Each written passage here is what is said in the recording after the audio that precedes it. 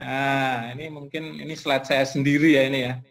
Slide saya sendiri. Nah, teman-teman nih kalau mau jadi engineer yang sukses ya, yang satu harus jangan lupa sedekah ya. Itu penting. Percaya sama saya. Nah, kemudian kejujuran, ini masuk ke dalam integrity tadi, yang penting. Kemudian jangan lupa minta restu kepada orang tua. Kalau kalian masih punya orang tua, bersyukurlah. Selalu minta restu dari orang tua. Kemudian jangan menyerah ya. Jangan mudah menyerah nih. Saya lihat banyak yang zaman sekarang nih udah menyerah nih. Kemudian confidence. Nah, ini penting ini. Confident bagi anak-anak UNS. Sampai saat ini pun saya melihat masih sama kayak dulu zaman saya di 2002 ini. Kalau ditanya agak lama jawabnya ya. Terus confident. Kalau boleh saya share sedikit lah soal confidence ini. Kalau teman-teman sekarang kan angkatan berapa ya, Mas Joko ya ini ya berarti ya? Angkatan 2016. 2016 ya. 16. Benar Berarti ya, pendahulunya sudah banyak ini Mas. Sejak dari 98 kan berarti. Ya. Iya udah. 16 atau 17 ya? Saya lupa. Berarti semester 8 itu berarti berapa? 2016 atau 17? 2016 Pak. Oh 16 bener ya? Benar 16. Udah benernya udah banyak. Pendahulunya sudah banyak nih. Kalau zaman dulu kita kan belum banyak pendahulu. Iya. Tapi saya selalu percaya diri lah. Membawa nama UNS nih, saya teknik kimia UNS nih saya selalu percaya diri. Kalau boleh saya ceritakan dulu di masuk Pertamina ya, teknik kimia UNS gitu kan, angkatan berapa nih, baru keluar berapa biji kita cuek aja. Yang penting skill kita bagus gitu aja ya. Dan akhirnya keterima. Dan waktu itu teknik kimia terbanyak malah UNS loh waktu itu. Karena yang masuk itu saya, Isti, si Radiang. Ya, yang lain itu teknik kimianya paling satu universitas satu. Jadi kalian harus confidence ya. Nah, saya kasih satu contoh lagi nih. Kenapa kalian harus confidence? Saya waktu beasiswa di Pertamina itu kan yang masuk sekitar 6.000-an karyawan, bayangin 6.000 karyawan yang diambil hanya 24 orang. Nah, dan untuk drilling hanya diambil satu. Bayangin. Dari 6.000 itu diambil 24, yang drilling hanya satu. Nah, 24 itu ada yang macam-macam, ada yang geologis, ada yang facility, ada yang geofisis, ada yang petroleum tapi reservoir. Nah, drilling itu hanya punya slot satu. Terus kita masuk ke ininya kan, agak nggak pede juga kita. Isinya hampir semuanya itu adalah ya semuanya itu ITB semua. Setelah beberapa tes ya, beberapa tes saya tetap maju terus sampai tinggal hari 6.000 jadi 3.000 jadi 2.000 jadi akhirnya jadi 100. Itu yang ITB hampir 95%, sisanya itu UGM. UNS satu hanya saya. Dan saya satu-satunya yang daftar drilling, bayangin. Ini anak teknik kimia pula. Teknik kimia, UNS, daftarnya drilling lagi kan. Nggak masuk itu. Tapi saya ini aja, saya diri, saya yakin saya bisa. Ya udah,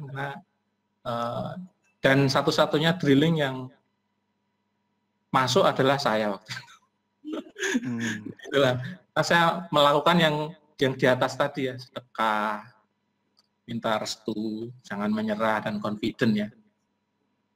Nah itu, jadi buat teman-teman semuanya, ya inilah confidence lah, kalian termasuk anak-anak yang pinter, anak-anak yang beruntung ya di teknik kimia, basic engineering-nya oke. Jika dibandingkan dengan fakultas lain, misalnya petroleum engineering, itu itu ilmu terapan ya. Jadi sebenarnya ilmu-ilmu diambil sedikit, Bernoulli diambil sedikit, sudah jadi rumus jadi udah jadi gitu ya.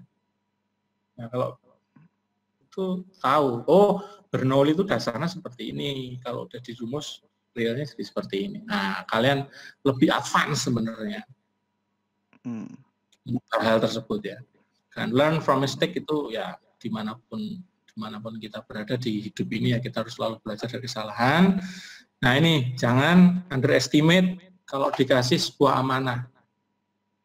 Nanti kalian kalau kerja, ingat-ingat perkataan saya, waktu kalian kerja pertama kali, itu kalian pasti akan mendapatkan tugas dari bos kalian. Kalian pasti jadi junior engineer kan. Nah, tugas itu kadang sepele aja. Sepele banget. Dulu tau nggak tugas saya waktu kerja pertama kali jadi engineer kroco gitu ya. Saya disuruh gambar pipa. Dulu gambar pipa bayangin. Karena nih mau gambar pipa aja sana. Nah saya kan proses engineer Pak, harusnya saya mereview proses, oh enggak, kamu gambar pipa. Nah, jadi jangan pernah underestimated mandat yang diberikan kepada Anda. Nah, kalau disuruh gambar pipa ya udah saya gambar pipa. Kerjakan dengan baik. Kalau Anda diminta B, kasihlah A ya. Artinya lebih bagus ya. Kalau Anda diminta A, kasihlah A+. Seperti itu. Jadi dengan baru setelah lama saya berpikir, oh rupanya saya disuruh gambar pipa itu saya tahu di mana valve-nya, di mana ini alirannya. Jadi pas saya lihat PNID saya bisa ngasih tahu itu salah gitu ya. Ini PNID-nya perlu revisi. Nah itu artinya kita tidak boleh underestimate terhadap sebuah amanah atau mandat ya. Terutama nanti kalau kalian masih jadi seorang junior engineer. Kemudian deliver idea. Nah ini PR-nya buat teknik kimia UNS ini. Tidak bisa deliver idea. Nah ini. Saya ngajar di Universitas Pertamina itu, kalau saya tanya, ada nggak yang bisa bantu saya? Jebret langsung 30 anak angkat tangan. Kalau di UNS kayaknya masih sama. Iya, tanya masih pada diem. Nah, itu jangan ya. Jadi mumpung kalian mahasiswa itu boleh salah. Nah, juga buat Pak Joko kalau ada yang salah ya jangan disalah-salahkan ya. Gitu aja. Jadi kadang anak itu jadi minder nanti. Minder, takut biasanya semacam itu. Kalau di Universitas Pertamina itu saya suruh, oke lah kalian jawab apapun itu akan saya kasih nilai bagus gitu. Akhirnya setiap saya kasih pertanyaan, satu kelas di kelas saya itu sekitar 70-80 Pak Joko. Oh banyak ya. Kalau acung itu kalau separuh lebih lah itu pasti. Nah itu mungkin yang ini menurut saya teknik UNS ini. Jadi ya, PR-nya itu ya. Mungkin atau karena berada di Jawa, nggak tahu sih ya. Orang Jawa kan kadang semacam itu. Tapi harusnya sih bisa sih, harusnya bisa keluar dari zona itu sih. Jadi tidak boleh lagi sebenarnya ya, walaupun orang Jawa kan biasanya kayak gitu, malu-malu kayak gitu. Harusnya memang bisa mengungkapkan ide-idenya sih ya. Kita kalah sama orang bule Mas Joko. Karena orang bule itu dari kecil mereka itu sudah disuruh presentasi. Jadi anak saya itu udah mulai TK itu zaman dia masih di sana di US, dia tuh udah disuruh presentasi gitu dari kecil, disuruh bawa mainan, disuruh jelasin mainannya seperti apa, disuruh bawa buku yang dia suka, disuruh ceritain lagi di depan. Nah nanti di Universitas Pertamina juga saya kasih tahu seperti itu, tiap tugas saya suruh presentasi, karena nanti kalau kalian menjadi seorang engineer dimanapun di klien, di oil and gas, di manapun juga, atau kalian di services atau di IPC, apa yang Tripatra itu apa? EPCI ya? EPCI ya? Engineering Procurement itu kan klien harus deliver idenya seperti apa. Nah, semua engineer itu deliver ide. Di drilling juga, kita juga deliver ide. Di challenge ya nggak apa-apa. Dan no hard feeling ya kalau ada orang ngasih masukan atau apa, gitu. No hard feeling. Kita anggap aja masukan itu bagus untuk kita. Nah, dan ini yang terakhir, never late ya. Di Indonesia masih sering nggak on time. Nah, kalau ya ini ya saya ambil di Amerika waktu itu. Yang saya ambil yang bagusnya, yang jeleknya banyak di Amerika itu saya ambil yang bagusnya. Di Amerika itu mereka sangat concern terhadap waktu. Kalau saya masih agak membawa jam Amerika saya ke sini, jadi kalau ada janji atau apa saya selalu 5 menit atau 4 menit lebih awal masuk. Nah, itu biasanya orang Indonesia masih nganggep telat itu hal biasa. Itu aja ya. Saya kira itu aja, Mas Joko. Silakan. Ya, makasih banyak itu tadi cerita-cerita dari Pak Ari ya. Kenapa saya minta Pak Ari? Karena dulu saya waktu main ke rumah beliau, dia menceritakan bahwa sebenarnya setelah masuk Pertamina pun kompetisi tetap masih ada gitu kan ya. Jadi tidak langsung aman, ternyata ada gimana nih bisa berhasil kompetisi hingga kuliah S2 di Amerika gitu Mas ya. Tadi udah diceritakan oleh Pak Ari. Mungkin ada yang mau menanyakan langsung dari tadi mengenai engineering ethics ya yang disampaikan oleh Pak Ari. Cukup bagus tadi ya, ada menarik banget di akhir-akhir tadi itu rahasia kesuksesan Pak Ari dibongkar di sana ya, tadi sudah dijelaskan ada sedekah, kemudian integritas, kemudian kejujuran, restu orang tua, tidak pernah terlambat, ya, semacam itu. Tadi yang slide terakhir tadi itu adalah kunci suksesnya yang dibagikan oleh Pak Ari. Mungkin ada teman-teman yang mau menanyakan, silakan. Jangan pernah tadi ya deliver idea tadi, jangan pernah malu untuk menyampaikan sesuatu. Nah, nggak boleh malu. Kalau dari saya tidak ada pertanyaan yang bodoh ya. Semua pertanyaan penting bagi saya. Permisi Pak. Silakan Mas Satrio, Titan Samuder. Silakan Mas Satrio. Oke. Apakah mungkin pemrograman analisis elemen batas itu kira-kira digunakan nggak Pak untuk di oil and engineering? Contoh pemrograman yang menggunakan program tersebut adalah program ANSYS contohnya. ANSYS? Ya. ANSYS dulu saya pernah pakai waktu di Amerika. Jadi yang ANSYS Effluent ya? Ya. Nah, itu yang sudah detail ya Mas ya. Sudah detail engineering ya, gitu ya.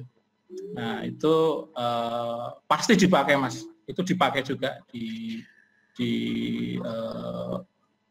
oil and gas terutama, karena ANSYS itu kan flow ya, dan dia itu adalah bahasanya yang tepat apa ya, saya lupa.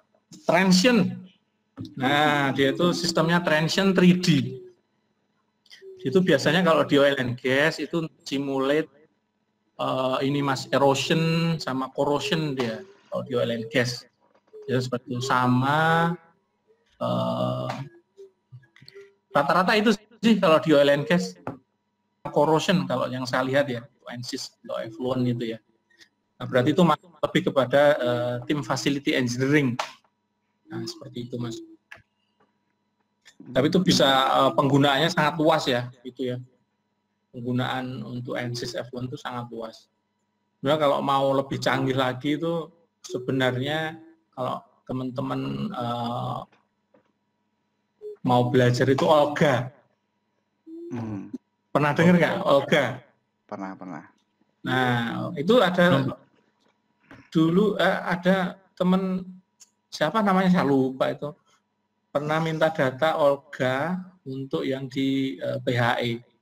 Ada dari UNS angkatan berapa dia S2 di UI tapi ya, di UI dia masih kerja juga, jadi ambil di UI. Jadi itu Olga untuk pemrosesan karena dia bisa ini Mas untuk memprediksi seperti wax terus di pipa ya, prediksi wax di pipa terus scale di pipa dan lain-lain. Tapi untuk F1, ANSYS, F1 itu juga sangat berguna Mas di oil and gas. Oke. Dan kalau di teknik kimia kan sudah mempelajari dasarnya di transport fenomena gitu Pak Yari ya. Nah, kalau yang aplikasi semacam tadi yang petroleum engineering yang itu kan semacam itu kan terapan, tapi basicnya kan sebenarnya semuanya dari transportasi fenomena itu ya. Jadi sebenarnya teknik kimia pun bisa gitu ya, ya Bernoulli. Nah, sebenarnya teknik kimia itu udah karena basic engineering, jadi sebenarnya bisa masuk kemana saja sebenarnya semacam itu ya tadi ya. Betul, bisa kemana-mana. Itu enaknya di teknik kimia. Kita juga belajar reaksi kimia, kita juga belajar fisika, juga belajar sedikit-sedikit mengenai mekanikal. Mekanika fluida atau mekanika bahan kan juga ada tuh. Iya. Oke, gitu ya Mas Titan. Yang lain? Silakan. Ya Pak, terima kasih Pak. Saya boleh masuk Pak, boleh? Ya Mas, boleh Mas Abdullah. Silakan Mas Abdullah, silakan. Perkenalkan, pertama saya Abdullah. Ada 2 poin yang ingin saya tanyakan Pak. Tadi itu kan disinggung kalau teknik kimia itu sebenarnya basic engineering, ilmu dasar. Ya. Juga ada persaingan nanti di dunia kerja. Pertama, bagaimana caranya kita supaya bisa bersaing untuk nanti bersaing sama ITB dan lain sebagainya untuk masuk ke dunia kerja itu biar punya nilai tambah yang bisa dilihat. Tadi kan sudah disinggung integritas juga. Nah selain itu, apakah kira-kira di masa sekarang ini ada yang poin yang sangat dicari yang kita bisa menyasar? Oh kita bisa menarik iklan itu untuk kita belajar untuk mempersiapkan diri kita. Yang kedua, ketika masuk itu kan kita kosong ya, lulusan chemical engineer menurut saya masih umum gitu. Pas masuk nanti kita bisa di bagian apa. Bagaimana, berarti kan itu belajar dari nol gitu ya Pak. Yeah. Bagaimana kita survive untuk bisa belajar di situ gitu. Untuk belajar hal baru dan lain sebagainya. Apakah kita harus mempersiapkan diri dari sekarang, oh saya ingin spesifik di situ, atau kita harus siap untuk segala visibility yang ada? Ya. Oke. Ya. Oke. Udah ya tadi. Nah, gimana Pak Ari untuk gimana bisa bersaing dan setelahnya itu sebenarnya gimana? Untuk plus poin ya Mas ya, plus poin. Makanya integrity itu yang tadi selalu saya sampaikan. Jadi untuk teman-teman sekarang yang masih kuliah,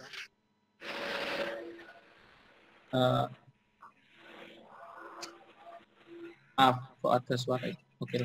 Mas Abdullah, suaranya Mas Abdullah di mute dulu Mas. Oh iya, mohon maaf. Ya. Mas. Okay. Jadi gini Mas, apa plus poin ya? Yang tadi kalau boleh saya rangkum berarti apa plus poin yang bisa menjadi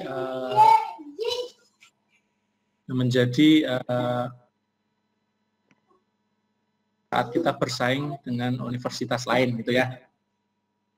Sebenarnya itu banyak Mas plus poin yang bisa kita gali di situ ya. Tapi kalau ini menurut saya pribadi ya, yang pertama itu adalah integrity tadi. Integrity itu kemana-mana Mas. Jadi waktu Mas kuliah sekarang, Mas sekarang nyari kuliah ini nyari nilai atau nyari ilmu Mas? Saya balik pertanyaannya ya. Kalau saya dulu awal-awal itu masih nyari nilai ya. Saya nggak peduli saya mudeng atau mata kuliah ini ya. Yang penting nilai saya A gitu. Jadi ujian besok saya bisa ngerjain, lusanya saya udah nggak tahu lagi seperti apa. Dulu saya seperti itu. Nah, tapi di akhir-akhir ini alhamdulillah saya agak ada pencerahan dikit lah. Jadi saya mencoba untuk gimana ya,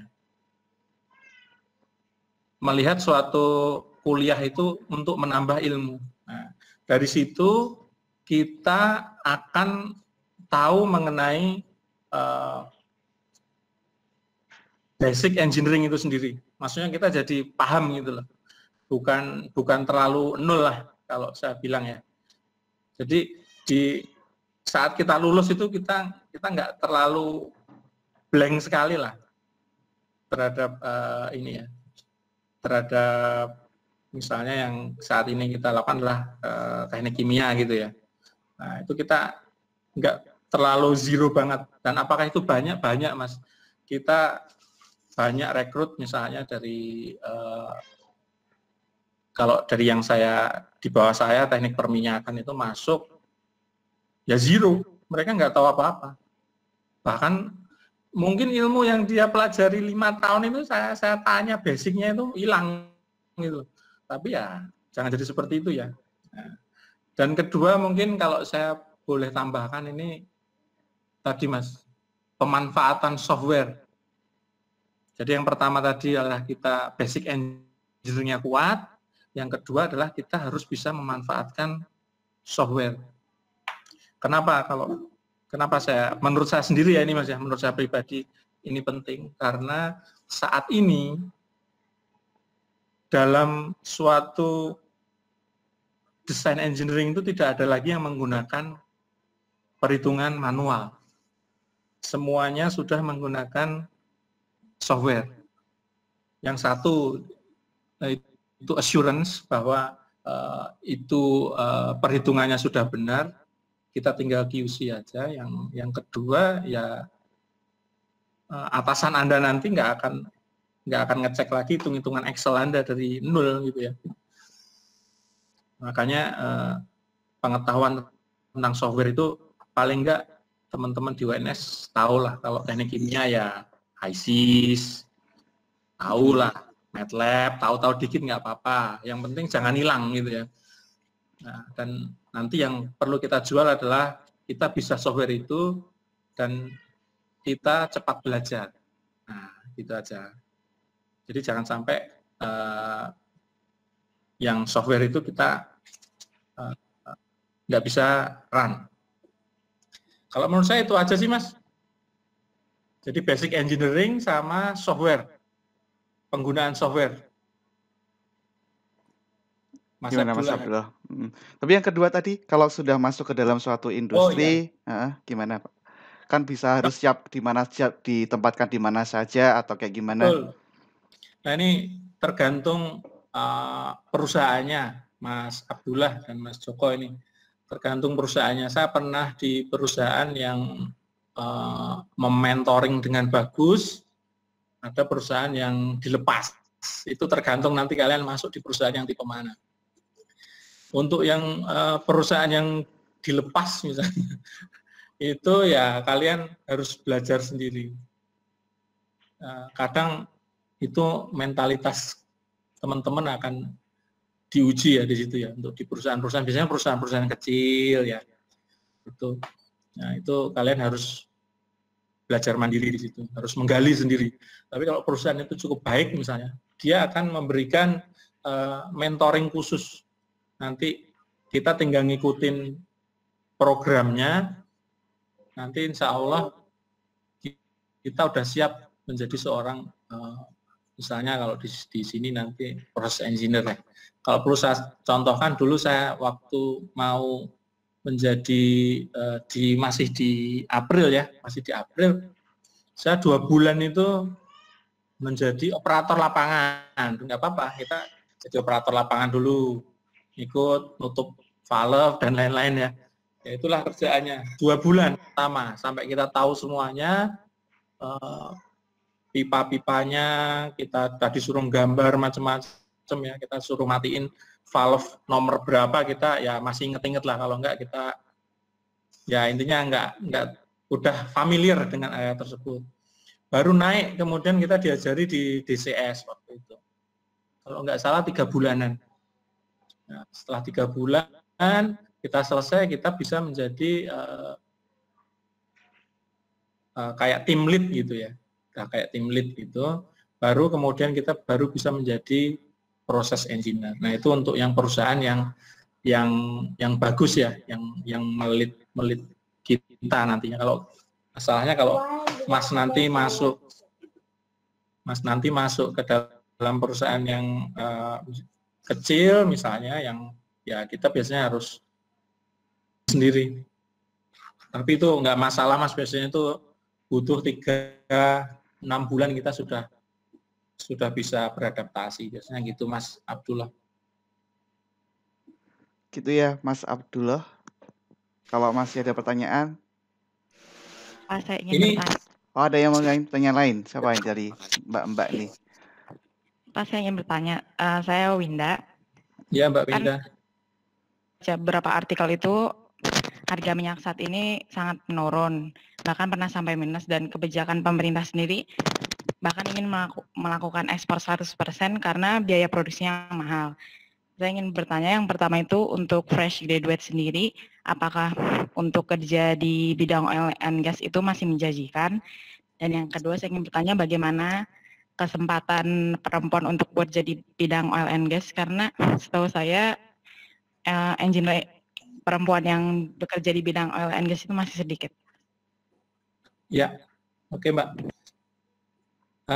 Ini kita disclaimer ya, ini jawaban berdasarkan apa yang saya ketahui ya Mbak ya.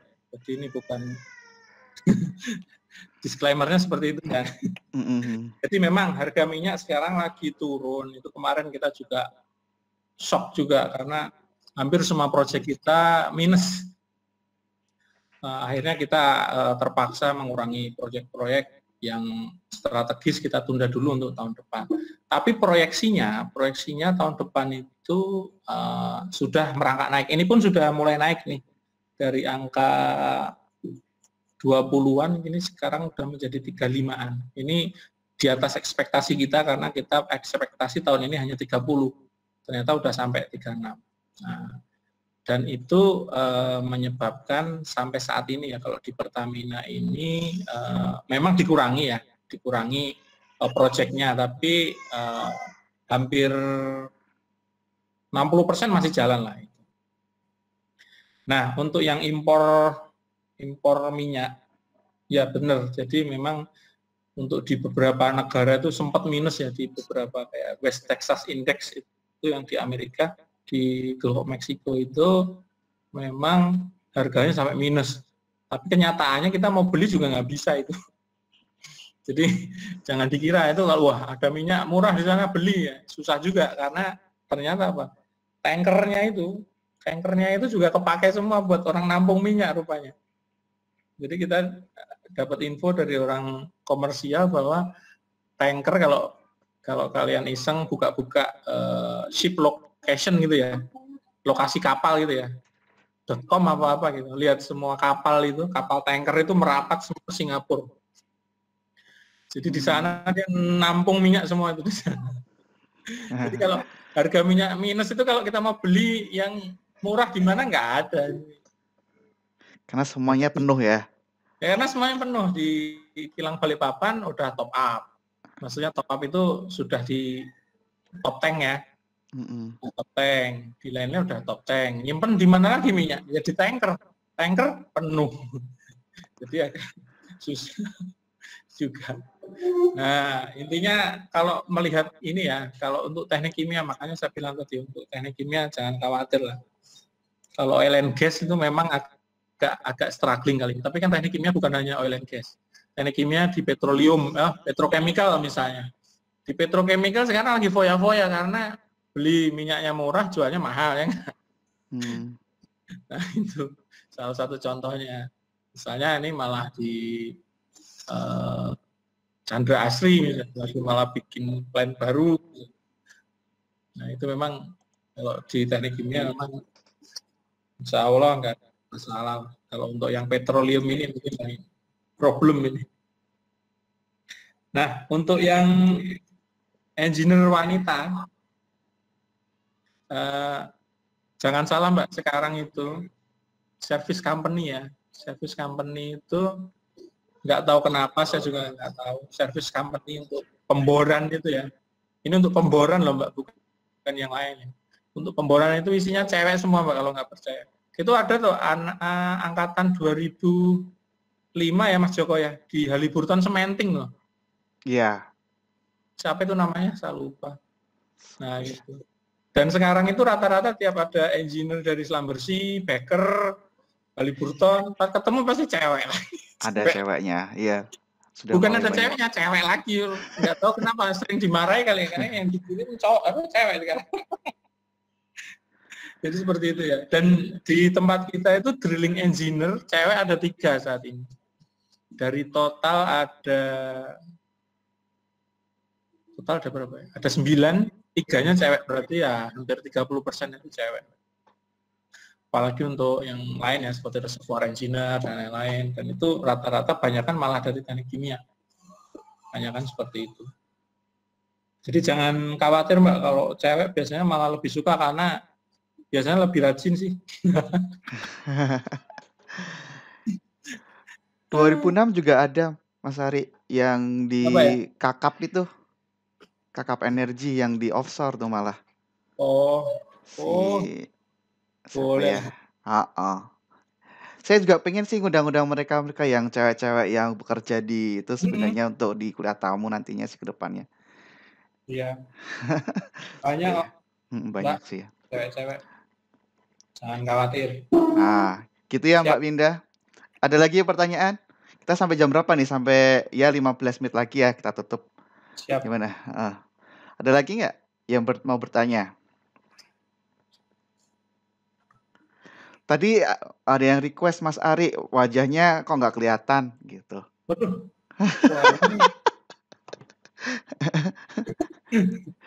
Nggak bisa ini. Oh nggak bisa ya? Rusak iya. Oh webcamnya ya nggak bisa. Oh ya udah. Nanti dikirim fotonya saja. Gimana? Ada yang nanya nggak? Tadi sudah banyak ya, sudah dijelaskan bagaimana sih untuk supaya bisa dapat bersaing dengan universitas yang lain. Ketika sudah masuk, apa sih yang perlu dipersiapkan? Sudah banyak sekali pengalaman-pengalaman Mas Ari yang bisa diceritakan. Semoga ini tadi bisa menambah ya pengetahuan dan belum terlambat ya Mas Ari ya untuk dipersiapkan sekarang. Mumpung belum ya ini kan ya baru mau lulus kan, sekarang masih TA, mungkin masih apa yang perlu dipersiapkan untuk setelah lulus nanti ketika mau bekerja di industri. Ya. Nah, gitu. Ya Mas. Mungkin kalau untuk ini ya, biasanya itu yang jadi problem itu psikotes gitu-gitu. Itu biasanya by pengalaman akan bisa sendiri. Tapi itu perlulah teman-teman belajar mengenai psikotes, karena bagaimanapun juga kan yang review itu orang HR ya, orang psikolog. Jadi yang ya belajarlah mengenai psikotes. Mungkin kalau ada yang perlu saran-saran mengenai psikotes, bisa hubungi saya, boleh. Nah, tuh. Nah, mungkin bisa di-sharing sedikit Mas Ari. Misalnya, kan kalau Mas Ari kan pernah menginterview. Jadi kan sebenarnya tidak selalu orang yang pintar kan ya yang diambil. Kadang kenapa di HRD itu kan memiliki ada sesuatu gitu dari setiap orang itu yang sebenarnya ini cocok untuk kesini. Itu gimana sih sebenarnya, bisa di-sharing nggak waktu ketika Mas Ari menginterview atau untuk merekrut seorang karyawan bawahan gitu? Ya Mas, jadi kalau biasanya itu tergantung perusahaannya yang mau ngerekrut dulu Mas. Kalau biasanya kalian daftar BUMN ya, di BUMN itu yang dicari adalah orang yang berintegritas tinggi dan loyal. Nah, itu. Jadi tampilkan kalian berintegritas tinggi dan loyal. Beda kalau kalian nanti pas daftar ke Tokopedia atau ke Gojek gitu ya, yang kalian tampilkan adalah kreativitas. Nah, itu beda-beda. Nanti kalau kalian daftar ke Astra, yang perlu kalian tampilkan adalah etos kerjanya. Nah, gitu. Jadi disesuaikan ya. Tergantung perusahaannya, Mas. Karena perusahaan memang mencari personel yang sesuai ini mereka ya. Spesifikasi mereka. Gojek mah nyarinya yang kreatif, yang slow, urakan dikit nggak apa-apa gitu ya. Tapi kalau di BUMN, misalnya di Pertamina, di PLN, di mana itu kan nyarinya yang berintegritas tinggi sama loyal. Tunjukkan di situ loyal kalian. Nah gitu. Nah, detailnya mungkin di lain kali Mas ya. Iya. Karena tadi kita membahasnya etika ya, etika profesi ya. Ya nggak apa-apa sih, sedikit-sedikit bocoran-bocoran sedikit tadi. Gimana, ada lagi pertanyaan? Nah, tunjukkan kalau jangan malu-malu. Tadi kan sudah dikasih tahu Mas Ari untuk menyiapkan itu harus deliver idea atau nggak malu gitu ya Mas ya. Ungkapkan saja gitu, nggak ada yang salah dengan pertanyaan gitu. Silakan. Boleh saya Pak bertanya? Ya, Mas Kevin. Ya, jadi pertanyaannya berkaitan dengan kuliah lanjut Pak. Jadi seberapa besar dampak master atau S3 itu di dunia kerja? Dan bagaimana cara merencanakan untuk berkuliah lagi ketika sudah kerja? Rencana yang tepat waktunya itu seperti apa Pak? Ya Mas. Pengalaman S2 Mas Ari. Jadi ini disclaimer lagi, ini menurut saya Mas ya, ini bukan berarti ini yang benar atau yang salah. Ini menurut saya ya Mas ya. Kalau menurut saya itu mending Mas kerja dulu. Kalau menurut saya itu ya, kerja dulu, tahu ininya ya, tahu paling enggak dunia kerja seperti apa. Nah, kalau bisa ya agak beruntung kayak saya dibiayai sama perusahaan misalnya. Kalau Mas Joko kan dosen, nah jadi harus akademisi ya, harus ini ya. Saya kerja dulu Mas, 2 gitu tahun. Oh gitu ya, sama kan berarti. Saya kerja dulu 2 tahun di industri. Nah itu berarti kan memang kalau kita terjun di industri kita lebih tahu ya realnya aplikasi di industri itu seperti apa. Kalau saya boleh jujur ya Mas ya, saya kuliah 2 tahun di Amerika itu saya dapat apa itu kita mikir-mikir juga apa ya. Jadi yang saya dapat di sana adalah bahasa Inggris. Bahasa Inggris juga udah mulai kacau. Jadi yang saya dapat di sana itu sebenarnya ya selain di sana memang cara berpikir dan logika saya yang berubah di sana. Jadi di sana kita tidak ada pendapat yang salah di sana. Kalau kita di Amerika itu nggak ada pendapat yang salah ya. Pendapat A menurut A itu seperti ini, ya udah gitu, nggak apa-apa. Makanya kalau di sana kan sangat misalnya kita menyadur suatu pendapat dari mana atau rumus dari siapa itu kan harus disertakan ininya sumbernya ya. Karena itu kalau kita menyadur dari seseorang ya terserah kamu, nggak apa-apa kalau menurutmu itu benar.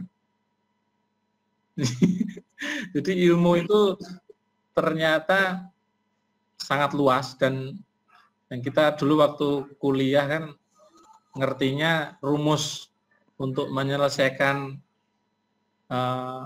soal A adalah ini udah pasti ya. Ternyata waktu saya kuliah di Amerika itu dijelaskan semua rumus yang ada gitu ya. Dan yang dipakai itu belum tentu rumus yang paling benar. Rumus yang sering dipakai itu adalah rumus yang paling gampang. Betul. Nah, ya.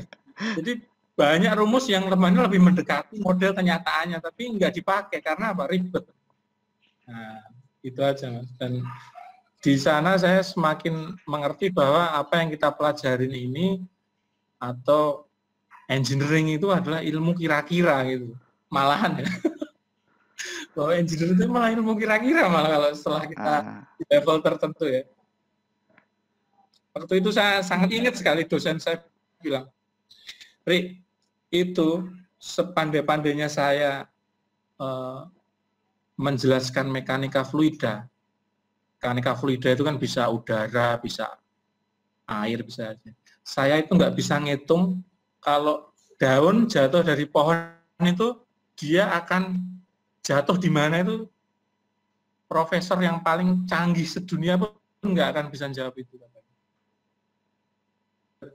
Sadar, ternyata ilmu yang kita pelajari ini ya hanya setitik dari lautan lah. Dan itu engineering itu adalah ilmu perkiraan, ilmu modeling, dan model itu hanya pendekatan. Nah, gitu Mas.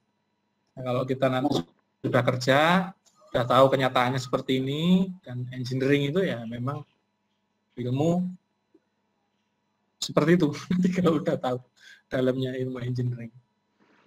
Ya. Nah, itu Mas. Ya, mungkin pola pikir kali ya Mas ya. Jadi kedewasaan itu kan bisa jadi karena kalau orang berilmu misalnya itu biasanya pola pikirnya ya lebih matang lah intinya sebenarnya itu biasanya. Mas. Biasanya semacam itu aja sebenarnya. Jadi belajar itu bukan tidak selalu dengan ya ilmu iya, tapi sebenarnya juga mematangkan pola pikir sih kalau menurut saya semacam itu. Ya. Nah, gitu. Gimana? Ada pertanyaan, ini tinggal 2 menit lagi. Sudah mau maghrib juga kan ya. Kalau waktu di Solo, kalau di Serpong, BSD ya Mas? BSD belum ya? Nah, kalau mau ke nanti kalau mau mampir sini. ya kalau nanti ada yang bisa mampir ke BSD. Dulu juga saya pernah main ke tempatnya Mas Ari ya. Nggak tahu tuh dulu tiba-tiba kira Mas Ari habis pulang dari Amerika juga kan setelah berapa bulan apa ya? Iya. Habis pindah rumah ya. Iya. Gitu lah, nanti bisa diskusi lanjutan lagi. Gitu ya, kalau nggak ada pertanyaan, kalau enggak nanti bisa kita sambung lagi di pertemuan yang lain, misalnya yang mengenai apa tips and tricksnya untuk bisa tadi psikotes gitu ya, psikotes apa ataupun tentang kesiapan di menghadapi dunia kerja gitu ya Mas Ari ya. Ya. Kita sambung lain waktu. Itu dulu untuk kuliah etika profesi. Terima kasih banyak Mas Ari waktunya, ilmunya yang telah dibagikan kepada kami semua yang di sini adik-adiknya. Semoga ilmunya bermanfaat, berkah buat semuanya gitu ya. Sukses selalu buat Mas Ari. Ya, doakan ini buat adik-adiknya juga supaya bisa mengikuti jejak Mas Ari. Amin, Mas. Hanya sedikit yang saya sampaikan, Mas. Kalau ada salah-salah kata atau apa, mohon maaf sebesar-besarnya. Ya, Mas. Oke, gitu ya. Ini udah banyak ya chat-chat terima kasih ya atas ilmunya dan lain-lain ya. Itu Mas Ari sama teman-teman yang semester 8 ini selamat mengerjakan tugas akhir. Semoga cepat lulus ya. Sukses, cepat lulus, nanti cepat mendapatkan pekerjaan yang diinginkan. Amin. Ya. Oke, gitu dulu. Saya tutup kuliah etika profesi kali ini. Ya, wassalamualaikum warahmatullahi wabarakatuh. Waalaikumsalam. Saya close ya. Ya. Oke. Terima kasih Mas Joko. Ya, makasih Mas. Waalaikumsalam warahmatullahi wabarakatuh.